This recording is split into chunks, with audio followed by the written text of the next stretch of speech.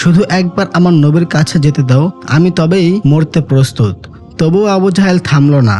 শেষ তক সাপটিকে দ্বিখণ্ডিত করে ফেলল। ছটফট করতে করতে সাপটি মাথা মাটিতে ঠেকিয়ে আল্লাহর দরবারে আকুতি জানালো, হে আল্লাহ, আমি বুঝে গিয়েছি এই বেমান আবু জাহেল আমাকে ছাড়বে না।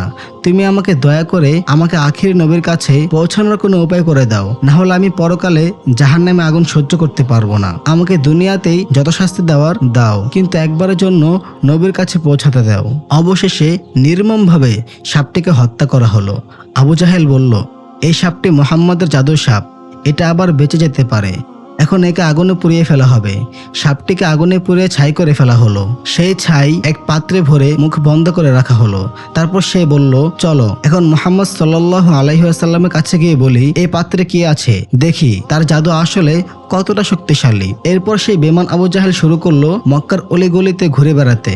সে চিৎকার করে সবাইকে বলতে লাগলো, এই দেখো, মুহাম্মদ আমাকে মারার জন্য তার জাদু সাপ পাঠিয়েছিল।